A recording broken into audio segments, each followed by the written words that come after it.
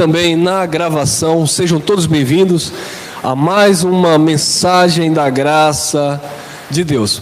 Esse é o tema, queridos. Vamos desfrutar deste tema neste dia. O zelo de Paulo contra o domínio dos homens. O zelo, o cuidado do apóstolo Paulo contra o domínio dos homens. O Evangelho nos ensina a ser cuidadoso com as coisas concernentes a Deus. O apóstolo Paulo, ele fala aos romanos que nós devemos servir, com espírito de fervor, sermos fervorosos. E Paulo, ele transmitia isso muito bem, porque havia um cuidado de Paulo, um zelo, contra os governos dos homens para com a igreja. Os dominadores, os principados, as potestades, aqueles que queriam se apoderar do povo de Deus, se apossar, dominar o povo de Deus. Então vamos lá, aprendendo com o Evangelho da Graça. 2 Coríntios, capítulo 11, versículo 2, disse o apóstolo Paulo: porque eu estou zeloso de vós, com zelo de Deus, pois vos desposei com um só esposo, Cristo, para vos apresentar a Ele, a Cristo, como uma virgem pura. Olha o cuidado, o zelo, a dedicação do apóstolo Paulo.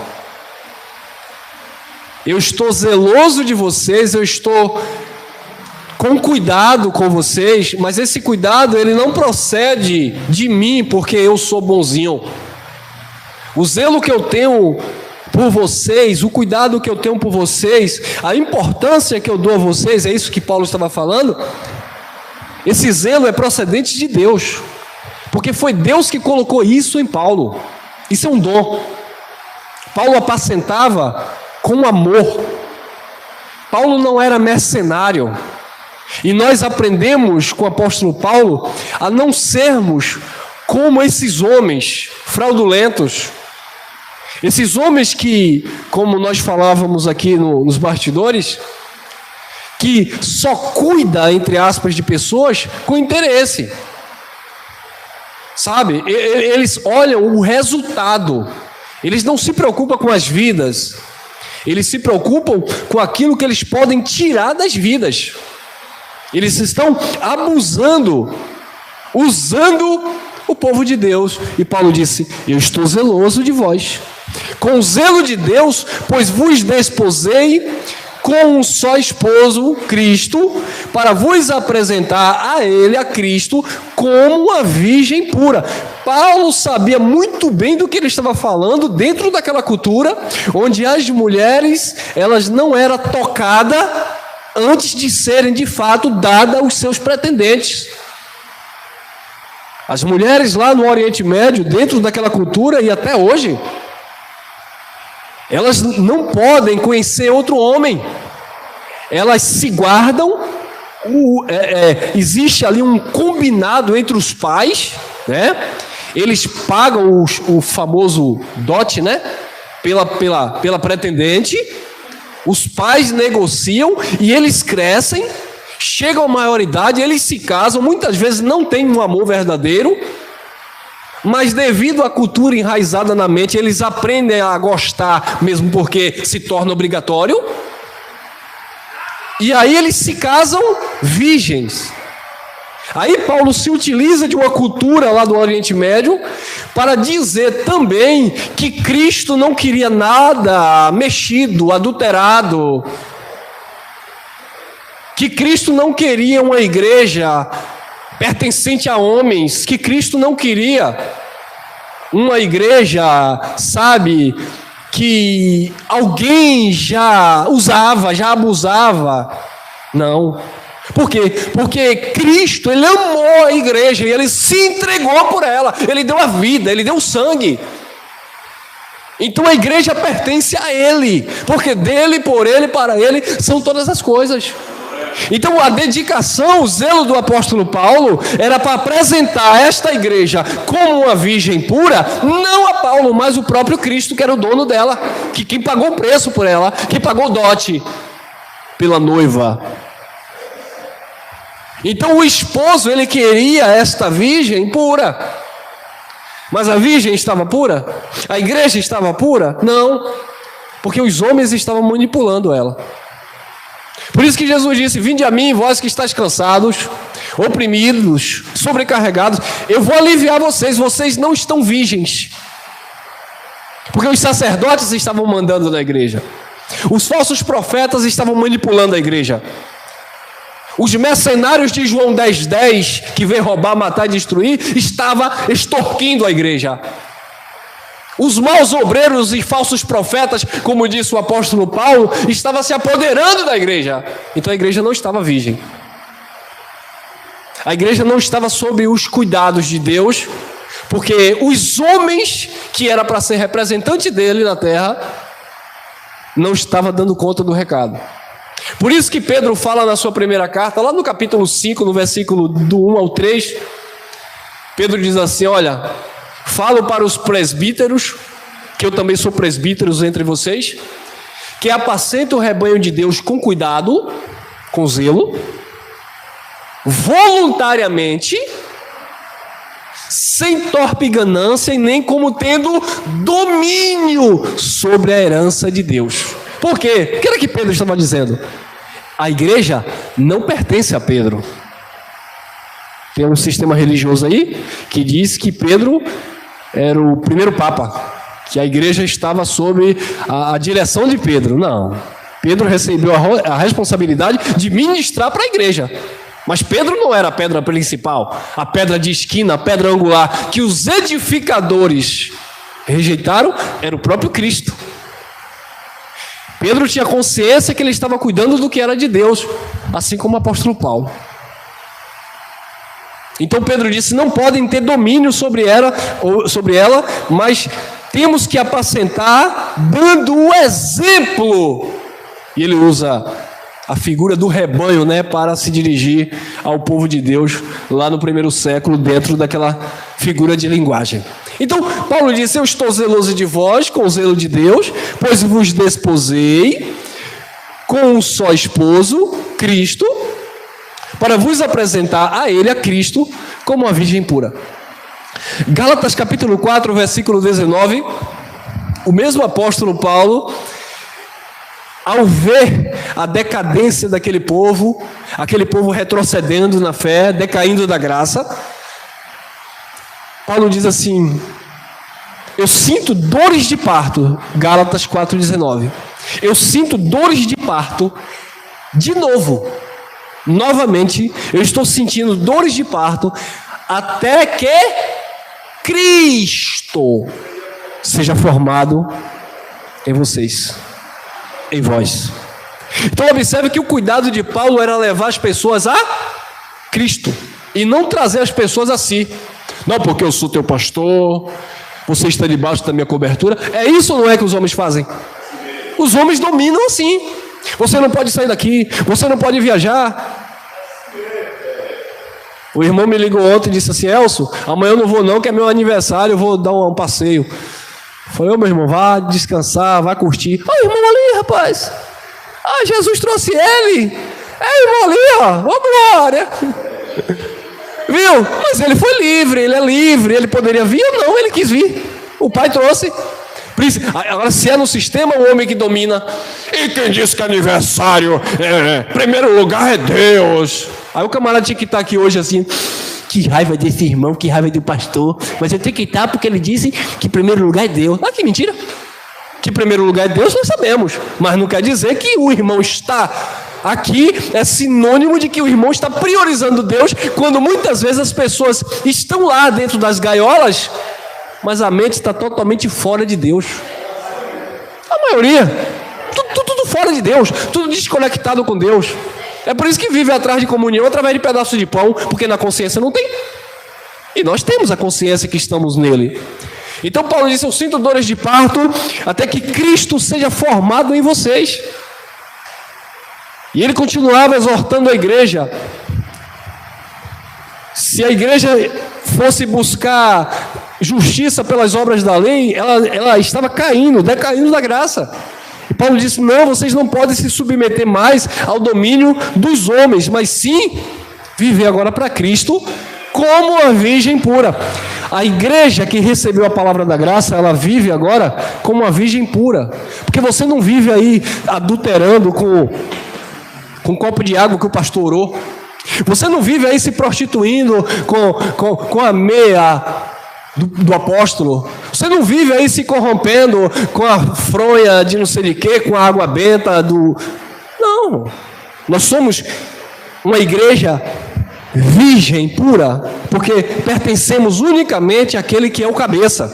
Não é o pastor que manda em você, não é o homem que te governa, não é o homem que te edifica. Tudo é Deus. Amém, abençoados? E por que os líderes se excluem disso? Porque eles deveriam se incluir, porque nós somos irmãos. Eles deveriam dizer: olha, irmão, nós somos a virgem pura que pertencemos a Cristo. Mas eles se excluem, porque eles querem ser maiores, superiores. Então eles jogam a responsabilidade para a igreja, dizendo que é a partir dele que a igreja vai estar ou não agradando a Deus. E não é, porque aí cada um tem os seus critérios. Um diz é assim, o outro diz aqui a mulher não pode fazer isso, aqui o homem não pode vestir short, aqui assim. Então isso não é apresentar a igreja virgem pura ao Pai. Isso é se apropriar de uma virgem que não pertence a ele. Teve um pastor, um norte-americano, ele já faleceu, se não me falha a memória. Ele vinha muito aqui no Brasil. Ele fazia muita palestra aí para o evento do Mala Cheia, né? Esqueci, era um rapaz forte, um negão. Minha esposa disse para não chamar de negro, não, chamar de preto. Diz que o certo é preto, né? Até parece que a gente é loiro. Aí era um preitão assim, o nome dele era Mários Mouros, alguma coisa do tipo. Mários Mouros, alguma coisa assim. Ele morreu. E ele falou uma coisa interessante, e ele tinha uma mensagem interessante com algumas coisas da graça.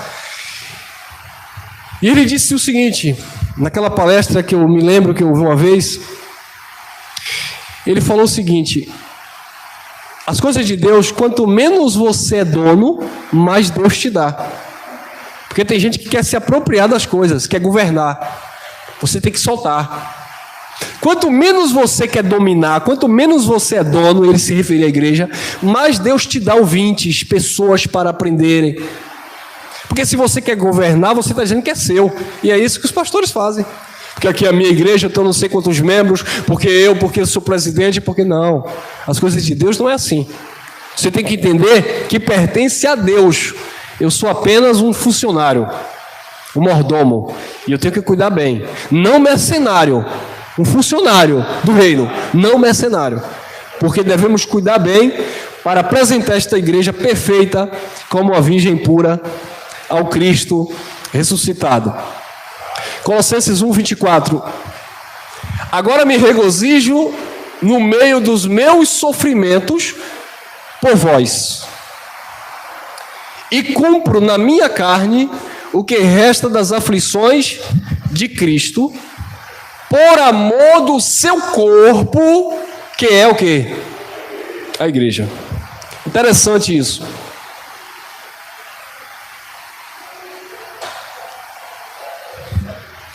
O apóstolo estava se alegrando mesmo no meio dos sofrimentos. Queridos, a gente fala das dificuldades, a gente fala dos problemas e das lutas que a gente enfrenta, mas com tudo isso há uma alegria no nosso espírito, porque a gente sabe que a nossa caminhada, o nosso trabalho não é em vão. Então há uma alegria em nós, e essa alegria é que nos move, nos impulsiona. Agora me regozijo no meio dos meus sofrimentos por vós, e cumpro na minha carne o que resta das aflições de Cristo, por amor ao seu corpo, que é a igreja. Paulo amava a igreja, e não o que a igreja tinha para lhe dar. Paulo chega a falar na carta aos Coríntios, Paulo chega a dizer o seguinte: porventura eu recebi salário de vós, ou eu desposei, eu abusei de outras igrejas para me sustentar? Aí Paulo começa a dizer: olha, o soldado ele não vai à guerra à sua própria custa.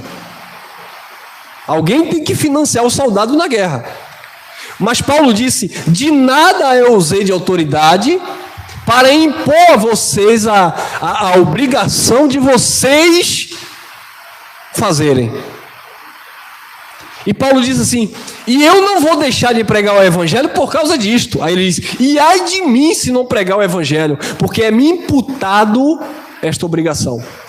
Então Paulo fazia tudo isso por amor à igreja, independente do que acontecia na sua caminhada.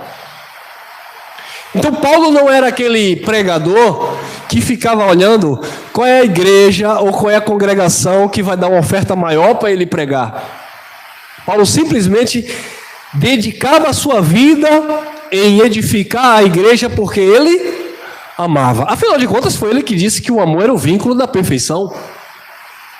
Foi ele que disse, 13, 1 Coríntios, que a fé, a esperança e o amor, e o maior de todo era o amor. Então ele não podia ser um hipócrita, ele tinha que, de fato, ter zelo de Deus pela igreja. E ele demonstrava isso com a sua própria vida, sofrendo na carne, levando o resto das aflições de Cristo por amor ao seu corpo, que é a igreja. Então isso, abençoados, é um ensinamento para nós. Ah, irmão Elcio, mas eu não exerço nenhuma liderança, eu não exerço nenhum tipo de grupo, eu não lidero nada. Meu irmão, você é um impotencial evangelista. Você é um propagador da graça de Deus, independentemente se você está ali com um grupo ou não, na sua casa, na sua família, no meio da sua parentela, no seu trabalho. Você tem o dever, como disse o irmão, de notificar a graça de Deus. Claro, nas oportunidades, não vai forçar a barra, querendo empurrar a goela abaixo a Bíblia, que não vai dar certo. Nas oportunidades, nos momentos, tudo tem um tempo e um modo. É aproveitar bem ali o timing. Deus ministra ali, você sente aquele desejo de transmitir, aí quando você abre a boca, vai jorrar a graça de você. Mas isso deve ser movido pelo amor, pelo zelo, pelo cuidado. Não é como nós estávamos no sistema, que eu não vou generalizar, mas muitos de nós no sistema queríamos levar almas para a igreja, não era para dizer: ah, glória a Deus, eu consegui ali tirar aquela pessoa do tráfico, ou das drogas, ou do mundo, né? E agora, graças a Deus, eu consegui salvar aquela vida. Não, muitas vezes era só para chegar lá e dizer: pastor, tá aí mais uma ovelha que eu fui buscar. Pastor, daqui um dia vai me dar um cargo, porque todo domingo eu trago uma ovelha. Vaidade, né? Daqui um dia o pastor vai me colocar em uma congregação, porque eu tenho um dom para ganhar almas. Ah, vaidade. Não, hoje não. Quantos de vocês podem ganhar as mentes das pessoas por aí afora? Vocês que estão aí acompanhando no YouTube, quantos de vocês falam do evangelho e aquela pessoa se regozija, se alegra, passa a ser uma pessoa mais feliz, sem você apresentar essa pessoa para o pastor, ou apresentar na igreja para levantar a mão e passar a ser um dizimista fiel? Não! Você já apresentou Cristo a essas pessoas, você já mostrou o amor que você tem pela vida e já apresentou o evangelho a essa pessoa, amém? Independente se ela vai se reunir aqui com a gente, se vai para outro país, não importa.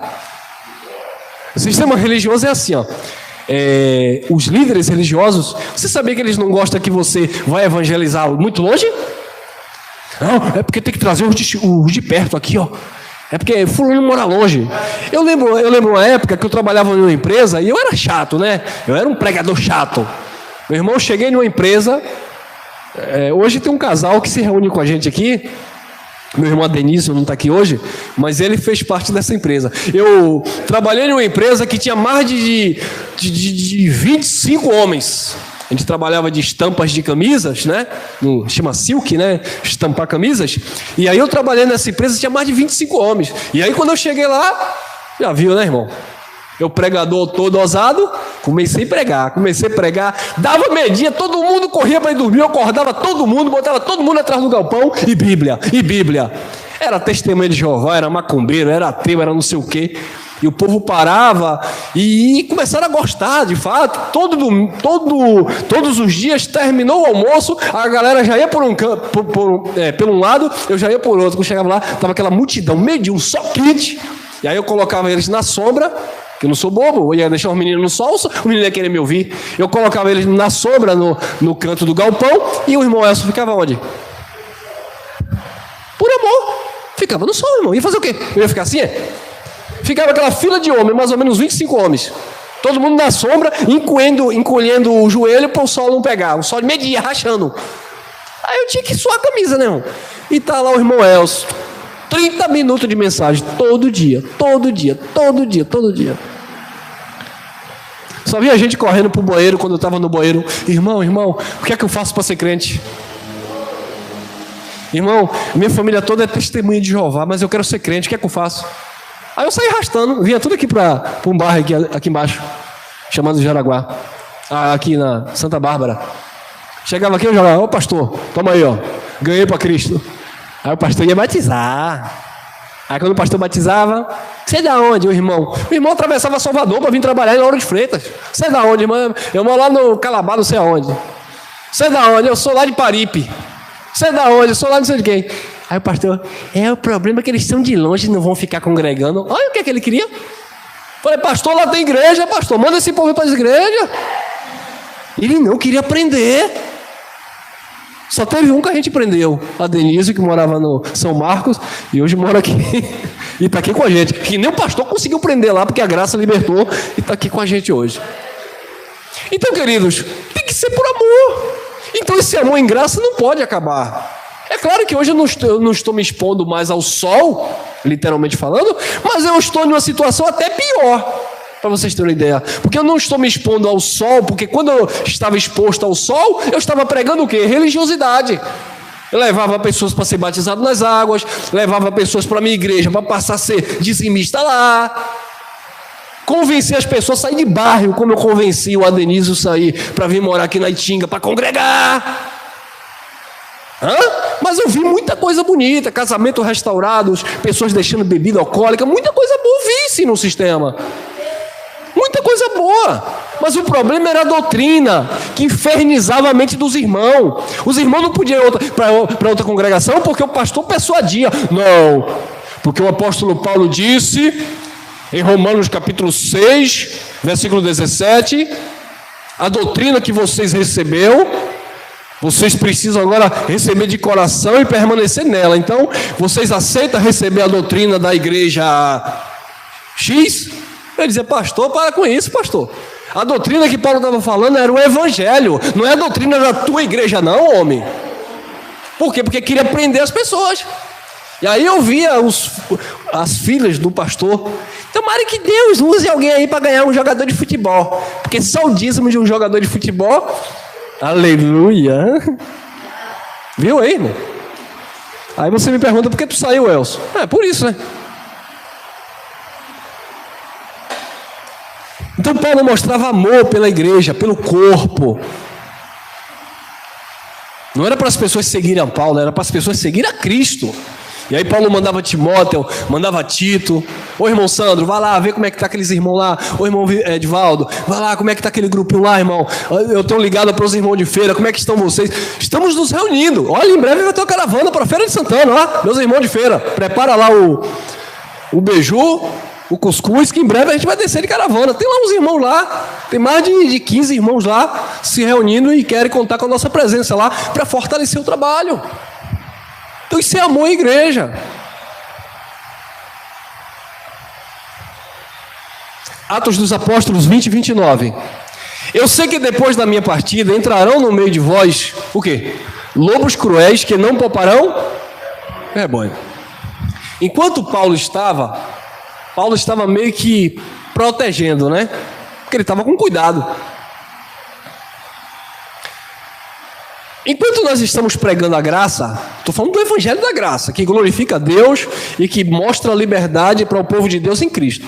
Enquanto nós estamos pregando a graça, nós estamos, no bom sentido, cuidando, né? E levando essas pessoas a viverem para Cristo. Agora você já pensou se virar modinha aí, como já alguns já viraram até ateu, para nossa vergonha? A graça deixa de ser pregada. A maioria vai querer voltar para o sistema. Outros já foram libertos, não vão mais para o sistema. Mas também não vai ter mais como se alimentar. Um exemplo que eu estou dando. Se não todo mundo que prega no YouTube parar de pregar o Evangelho, as pessoas vão ficar... eu vi aquele irmão lá, aquele irmão sumiu do YouTube, né? Eu vi aquele irmão lá na Itinga, aquele irmão fechou a congregação, né? Então, naturalmente, as pessoas vão procurar um lugar para estar, e aí vem de novo o sistema maligno na mente. E quando não é o sistema, é a carnalidade que naturalmente ela vai fluir. Porque uma coisa é você estar nutrindo a tua espiritualidade, é você estar se fortalecendo, e outra coisa é você se acomodar. Queridos, não faça isso não, que é até perigoso, mas eu vou falar até para os irmãos aqui. Pode alguém dizer, eu não concordo. Tudo bem, você é livre para não concordar. Mas quer fazer um teste?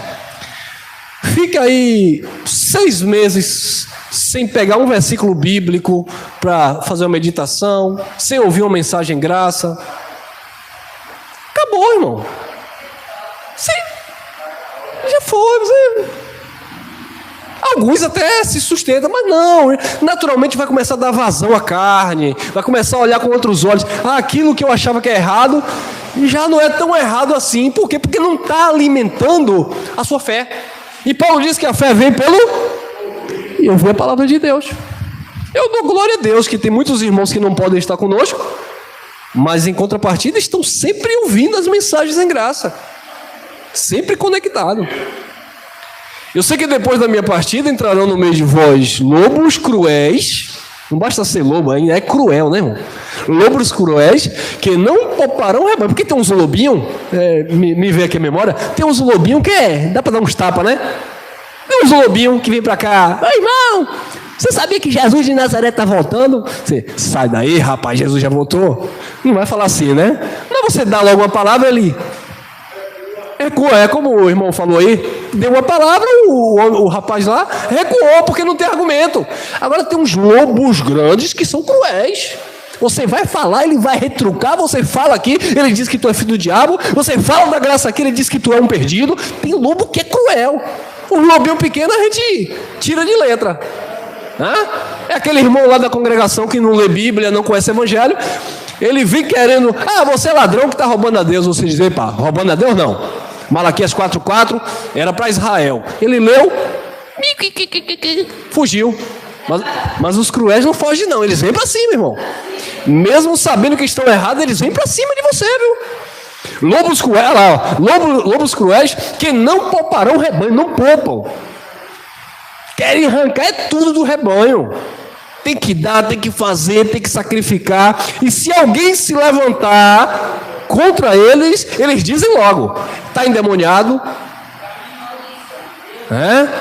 Teve um grandão aí que ouviu a palavra da graça aí, ele disse que essa graça que a gente prega é uma desgraça, que não é para a gente atrapalhar o negócio dele não, que o povo lá faz sacrifício por fé. Fé em quem? Teve outro aí que cismou, o mala cheia. Estão dizendo aí que Deus não habita em templo. Tá aí, circulando aí. Eu vou mostrar para você que Deus valoriza o templo. E por que no templo? E não sei quem for orar no templo. Mostrando o que os discípulos faziam no templo. Faziam, mas o templo caiu. Faziam antes do templo cair. Mas ele, para prender, manipular as pessoas, ele viu que essa mensagem está circulando por aí. Ele, para se defender, começou a dizer, olha, estão desmerecendo os pastores, as autoridades que Deus constituiu.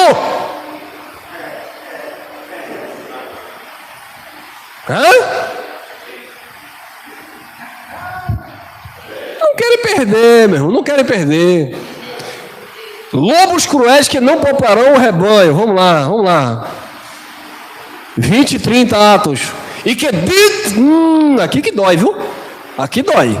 Aqui dói. Presta atenção que aqui dói. E que dentre vós mesmos, dentre vós, significava aqui no texto, né? Não significa, significava, porque já passou.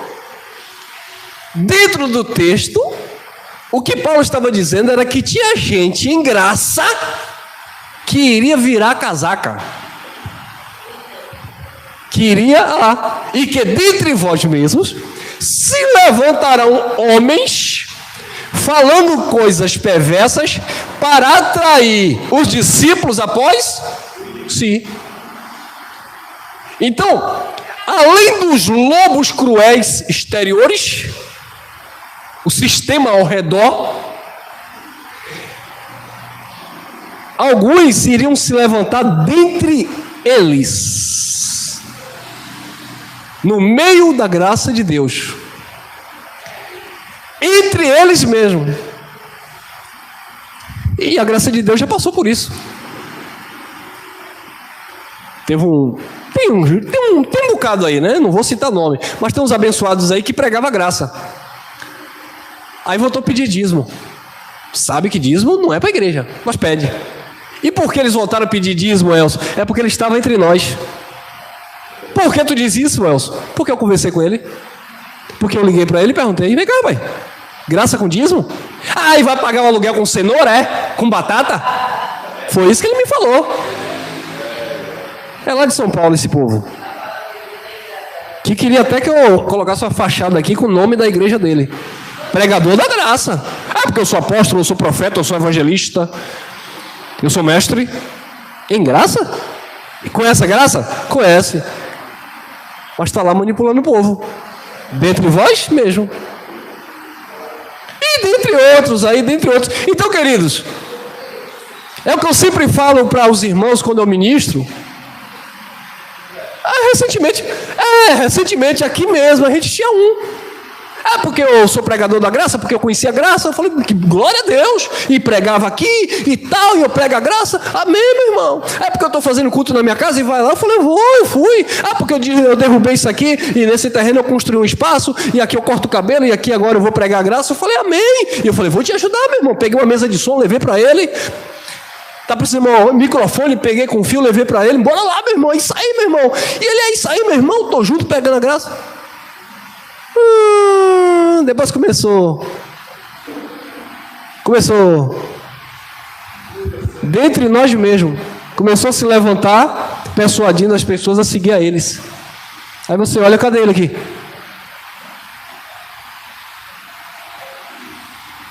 Até a esposa, ele obrigou a sair. A esposa gostava de ficar aqui com a gente. Tem que sair de lá.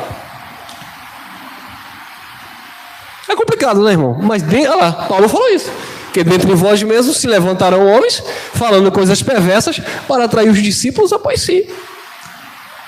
Tinha um outro abençoado que sempre a gente dava as oportunidades aqui. Ele chegou para mim e falou, irmão, você pode fazer um favor para mim? Eu falei, posso, meu irmão, o que é que você precisa? Inclui minha esposa aí. É porque ela é levita lá no sistema, e eu sou pregador da graça, eu quero que ela venha para nós. Eu falei, rapaz, não é por força não, meu irmão. Não, mas ela está vindo aí visitar, deu uma oportunidade. Eu falei, com certeza. A mulher chegou aí, cantou e tal, interagiu aí com os meninos. Eu lembro que eu pregava, ela estava aí me olhando. E ela ficava assim, ó. Mas Deus nos deu discernimento, irmão. Eu posso até ver alguém aí, eu pregando, alguém fazendo assim, ó. Mas no fundo, eu sinto que aquela pessoa está... E outro fazendo assim, ó. Mas não está. Foi dito certo. Ela chegou para mim um dia e disse, eu vou ser sincero com o irmão, eu não acredito em nada que vocês pregam. Eu só estou aqui porque o meu marido me obrigou. E a gente está em tempo de terminar o casamento porque ele disse que eu sou amaldiçoado, que eu sou aquilo outro, mas eu não concordo com nada que vocês pregam. Eu falei, eu sei, minha irmã, eu sempre soube disso. Eu sempre soube disso. Eu sei que você não concorda. E aí quando foi um dia, o marido dela chegou e disse assim, terminei. Eu falei, você terminou com sua esposa por causa da graça? Ele ia terminar. Eu falei, não, você não deveria fazer isso. Por que foi que você terminou com sua esposa? Ah, porque eu estou na graça e ela não. Eu falei, não faça isso, rapaz. Ele não, terminei. E vou lhe dizer uma coisa. Eu falei, o quê? Deus já mandou outro. Eu falei, Deus mandou o quê, rapaz? Não foi Deus não, rapaz. Foi tua cara. Mandou. Eu falei, de onde? Aí eu entrei na vida dele, né? De onde? E se você estiver me assistindo, é você mesmo. Veio de outro estado. E ela também com essa graça. Então Deus tirou quem não prestava. Eu falei, por que você vai dizer que a sua esposa, que você é casado não sei quantos anos, não presta só porque ela não recebeu a graça? A graça é para todos?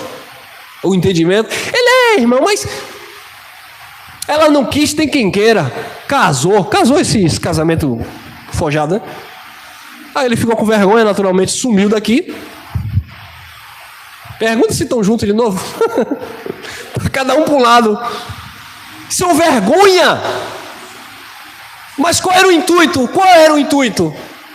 Infelizmente, a própria ex-esposa ligou para mim e disse assim, eu vou lhe falar uma coisa. Fulano disse que não vai ficar aí mais não vai lhe dar uma força aí não, porque ele não quer ser escada para o senhor subir. Ele disse que ele mesmo vai abrir o ministério dele. O ministério dele está lá no Facebook, só no Facebook. Tentando convencer, não sei de quê. Enfim. Dentre vós mesmos se levantarão homens falando coisas perversas para atrair os discípulos após si. Então nunca se importou. A gente não via verdade. Não é você pegar o microfone aqui e dar uma palavra para edificar o irmão.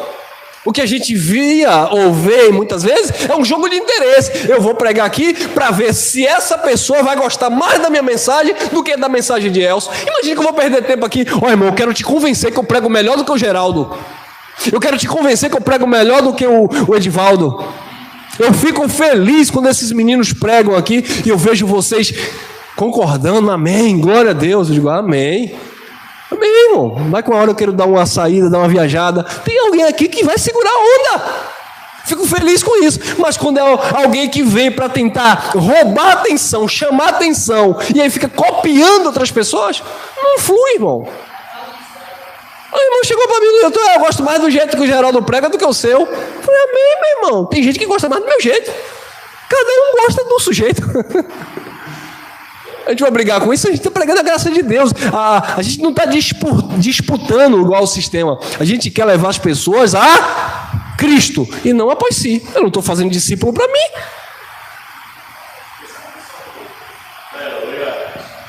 É por isso que eu compartilho mensagens dos irmãos em graça. Eu não fico dizendo só eu prego a graça. Quando alguém liga para mim, me dê uma mensagem do tema assim. Eu não tenho. Eu vou lá no canal do irmão, pego e mando.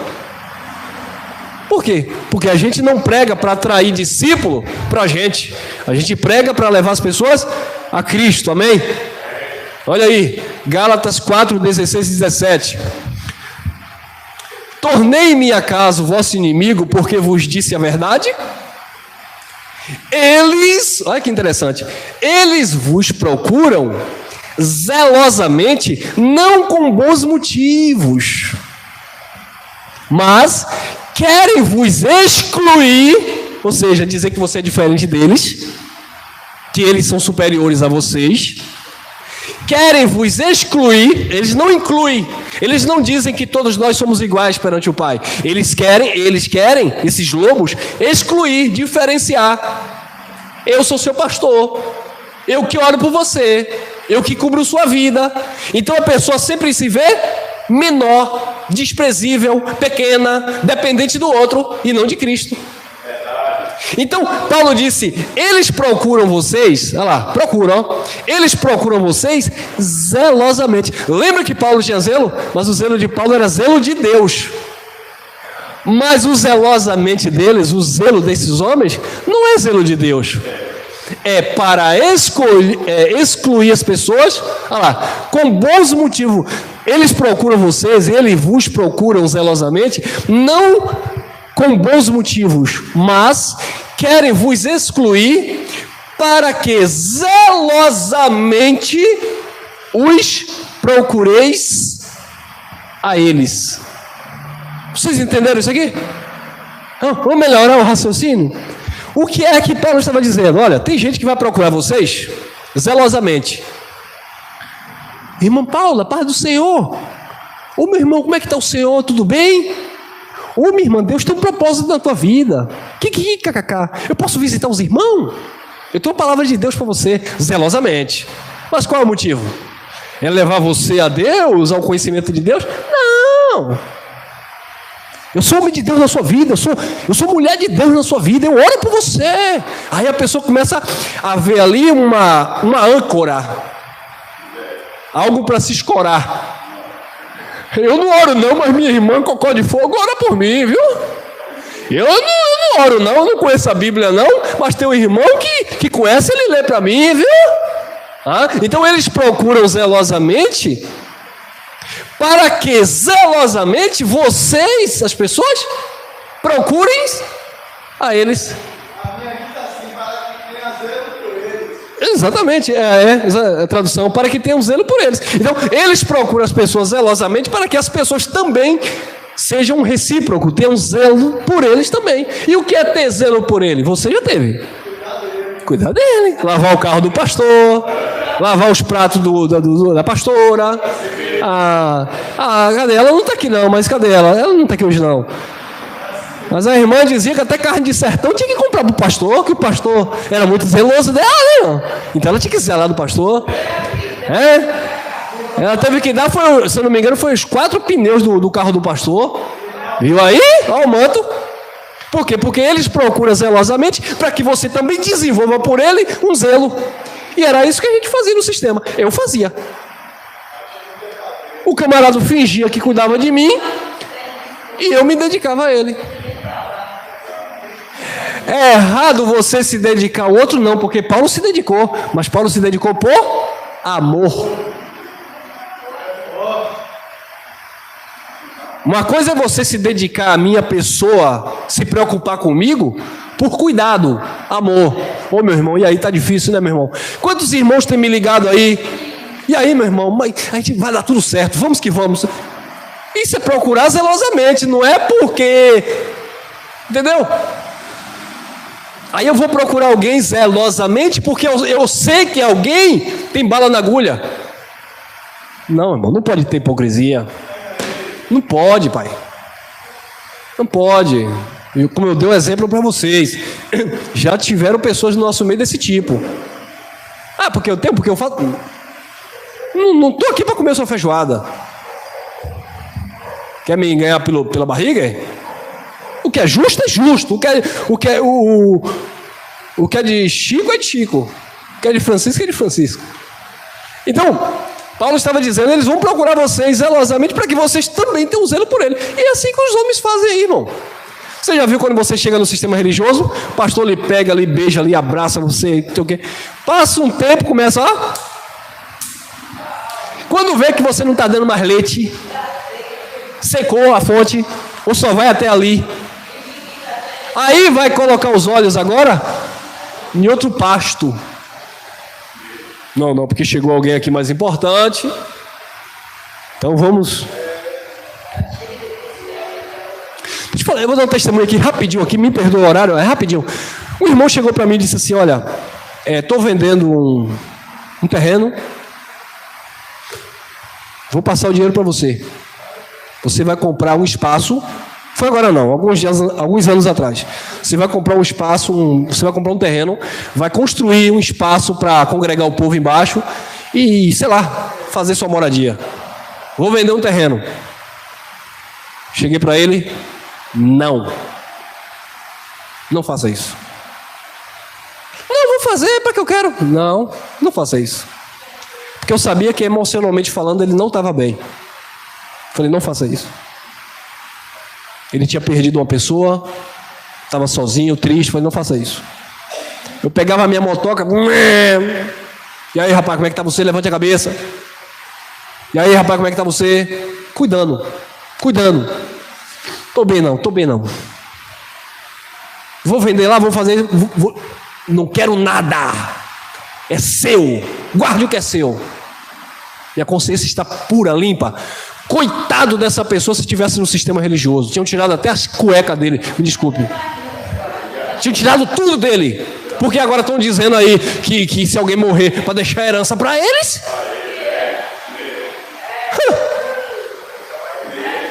É brincadeira, irmão?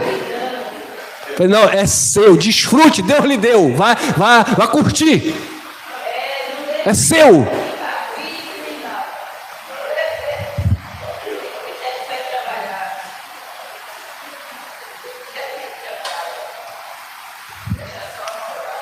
Porque eles procuram isso aqui, ó. Vocês estão vendo aí agora, né? Teve um aí que deu tudo lá, porque eles procuraram ela zelosamente. Ela deu tudo, entrou em uma tristeza profunda, colocou até na justiça para tentar tomar de volta, não conseguiu, saiu falando mal do sistema. Eu não sei o que aconteceu, parece que voltou para outro, agora queria sacrificar o próprio filho. Mente perturbada religiosa, uma modelo aí. Por quê? Porque se abraça com os homens e não se apega a Cristo. Colossenses 2:8. Tendo cuidado, para que ninguém vos faça presa sua por meio de filosofias e vãs sutilezas, segundo a tradição dos homens, segundo os rudimentos do mundo e não segundo Cristo. Tomem cuidado para que ninguém engane você com palavras fingidas, que Deus mandou você fazer, que é de Deus, que Deus está no negócio e Deus ministrou. Aí você começa a perceber que não tem nada a ver com a tua fé, com a tua vida. Não, são os homens tentando dominar, fazer presa sua.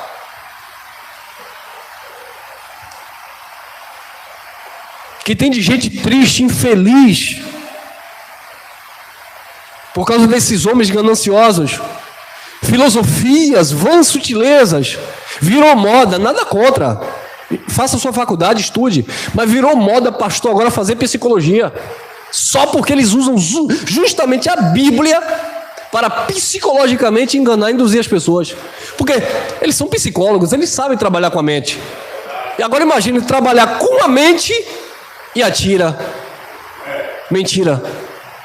Que ele vai trabalhar com a mente usando a Bíblia, mas com mentira. E aí vai injetar na mente das pessoas. Eu fui de um lugar que dizia pregar graça. Dizia pregar graça. Dízimo tinha que ter. Língua estranha também tinha que ter porque é poder. Mas não tinha campanha, não tinha batismo nas águas. Santa Ceia tinha porque se o povo fugisse, fazia comunhão mensal para trazer o povo de volta, né? Mas não tinha muitas coisas, não tinha unção com óleo, não tinha jejum, não tinha nada disso. Aí depois, quando as pessoas começaram a perguntar por que não tinha aquilo, e achava estranho, aí ele começou a colocar tudo de novo. Não, agora vai ter batismo. Como é que é, rapaz? Dizia que não tinha batismo, agora vai batizar o povo? É porque o povo está perguntando demais. Não tinha jejum. Vamos fazer um jejum só dos ministros. O ministério vai fazer jejum. Mas vocês sempre pregaram que não tinha jejum, não tinha batismo, vai fazer tudo isso de novo?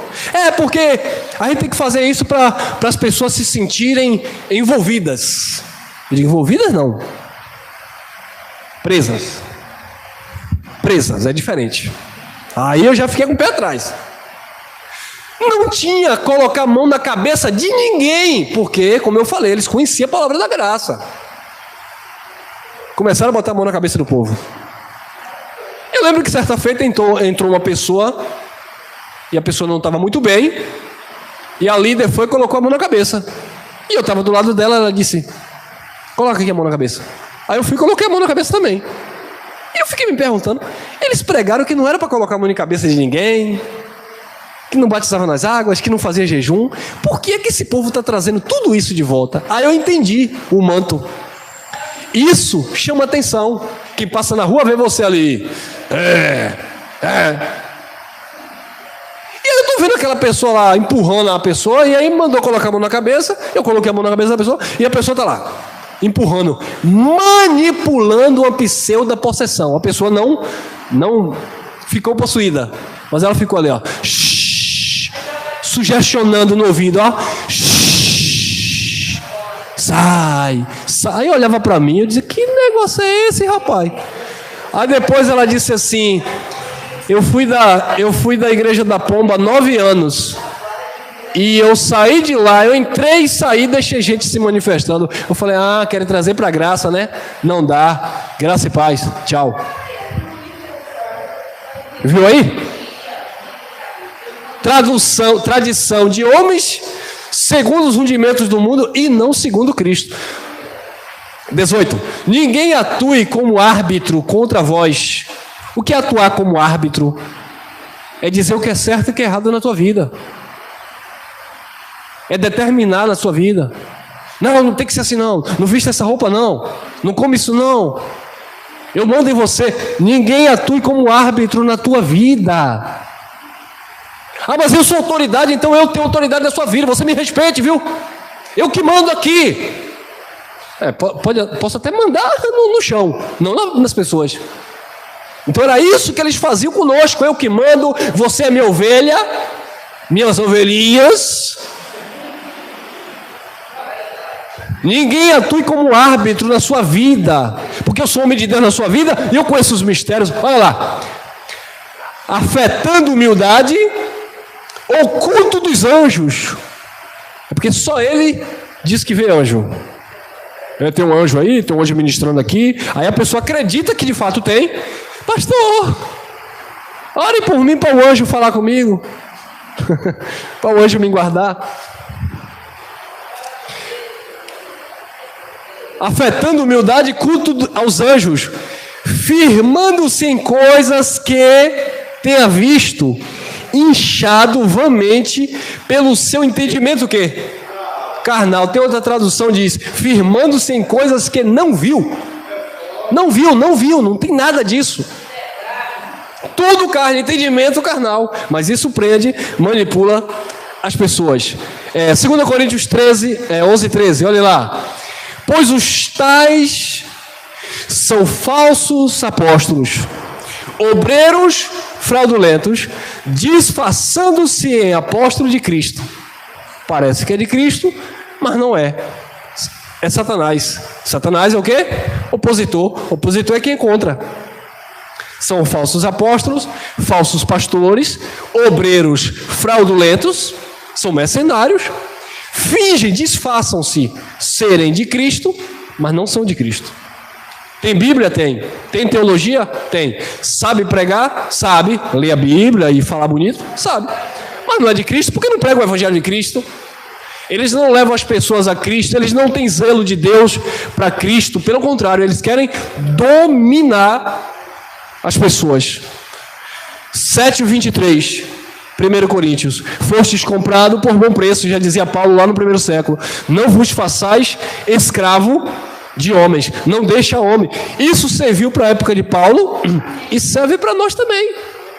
Não vos façais escravo de homens. Pertencemos a Cristo. 1 Timóteo 4:1. Mas o Espírito expressamente diz que em tempos posteriores, ou nos últimos dias, alguns apostatarão da fé, deixarão a fé na palavra, dando ouvidos a espíritos. Isso aqui é doutrina, é sopro, né? É sopro. Mensagem. Dando ouvido a espíritos enganadores. Está falando de homens aqui, ó. E a doutrinas de demônios, ensinamentos de ídolos, doutrinas de demônios, pela hipocrisia de quem? De homens, olha lá, domínio de homens. De homens que falam mentiras e têm a sua própria consciência cauterizada. Nem ele mesmo acredita no que ele fala. Eles falam que... Eles falam coisa com coisa que nem eles mesmos acreditam. Eles contam uma mentira tão bem contada que eles pensam que é verdade. 3:6. Porque deste número são os que se introduzem pelas casas e levam cativas mulheres nessas carregadas de pecados, levadas de várias concupiscências. Eles alimentam os desejos das pessoas. Você quer um carro? Ah, então eu vou declarar um carro na sua vida. Você quer uma casa? Eu vou declarar. Você quer um casamento também? Eu vou declarar um casamento. Você quer... Ele leva as pessoas naquilo que as pessoas querem. Então se todo mundo chegar aqui, olha irmão, eu só quero que o senhor faça isso por mim, eu quero que o senhor peça assim por mim, eu quero, então todo mundo vai querer uma coisa, mas a palavra de Deus é uma só, e ela vai cortar e ministrar na consciência e trazer aquilo que o Pai liberou para cada um, amém? 3:7, 2 Timóteo, encerramos, certo? Sempre aprendendo, mas nunca podendo chegar ao pleno conhecimento da verdade. Eles aprendem sempre, mas nunca podem chegar ao conhecimento da verdade. Sempre aprendendo o quê, irmão? O evangelho que não é. Sempre aprendendo alguma coisa, alguma tática. Hoje tem unção com óleo, amanhã tem unção sei lá, do fermento. Depois tem unção do urucum. Depois tem unção do alho. Sempre aprendendo alguma coisa. Ele viu que o Dali fez a campanha da vassoura, deu certo, amanhã ele faz da pá. Sempre aprendendo alguma coisa. O Dali fez a fogueira, sacrifício de Isaac, o outro correu lá, fez o sacrifício de Gideão. Aí vem outro depois, vai ter que fazer o sacrifício de Jacó. Sempre aprendendo alguma coisa. Sempre aprendendo, mas nunca podendo chegar ao pleno conhecimento da verdade. Não pode chegar. Tito 1:10, porque há muitos insubordinados, faladores vãos e enganadores, especialmente os da circuncisão, que andam pregando a lei por aí. E aqui nós encerramos Tito, capítulo 1, versículo 11, aos quais é preciso tapar a boca, porque transtornam casas inteiras, ensinando o que não convém, porque torpe ganância, só interesse. Fica com esta palavra, abre os teus olhos e viva a verdadeira graça que há em Cristo Jesus e este o ressuscitado. Amém? Graça e paz, abençoados, graça eterna. É no X.